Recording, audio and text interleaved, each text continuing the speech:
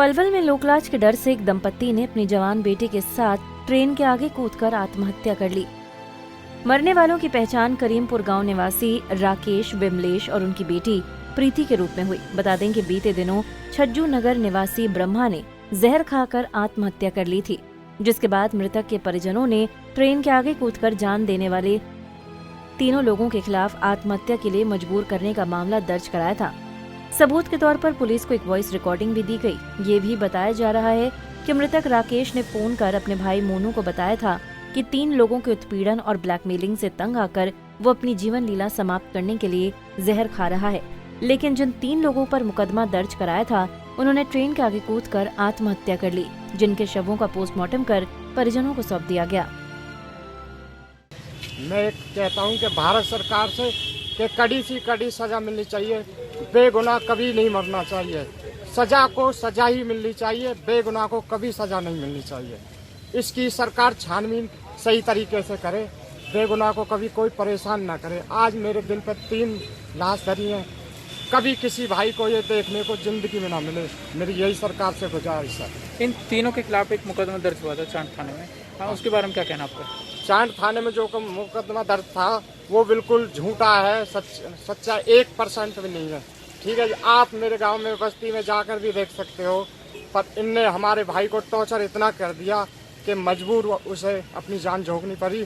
क्यों? बदनामी सबसे बुरी होती है। ये जो मेरे चाचा के लड़के हैं राकेश, इनकी घरवाली विमलेश व उनकी बेटी प्रीति, इन पर एक छज्जूनगर के डॉक्टर, उनकी घरवाली ब्रह्मवती, उनका भाई मोनू और उनका बेटा अजय, जिन्होंने इनके खिलाफ 21 तारीख को चांद थाने में झूठा मुकदमा दर्ज कराया था। इन पर आरोप लगाया था कि ये मुझे ब्लैकमेल करते हैं, ये मेरे से पैसे मांगते हैं। इस झूठे आरोप का इन्होंने चांद थाने में मुकदमा नंबर 255 इनके खिलाफ मुकदमा दर्ज किया था, जो कि ये झूठे आरोप के कारण परेशान होकर, दुखी होकर इन तीनों ने अपनी जीवन लीला समाप्त कर दी है। मैं दोषियों के खिलाफ कानून कार्रवाई चाहता हूं, उनके साथ सख्त कानून कार्रवाई की जाए। नहीं, अभी तो ऐसी कोई बात आई नहीं है, पर कुछ ऐसे तथ्य आ रहे हैं सामने। ये लोग जैसे कह रहे हैं, मौखिक तौर पे कह रहे हैं भाई इनके खिलाफ कोई झूठा मुकदमा दर्ज कराया था, आरोप लगाया था इनके ऊपर, और उसमें तीनों ही ये मुलजिम थे उसमें। तो उसी से इन्होंने प्रताड़ित होकर या डरते धमकी से कोई बात ऐसी अभी बता रहे हैं मौखिक तौर पे। बाकी जैसी जांच में बात आएगी या जैसे लोग कहेंगे। तो अभी चांद थाना पुलिस से आपकी कोई बात हुई है कि इस संबंध में?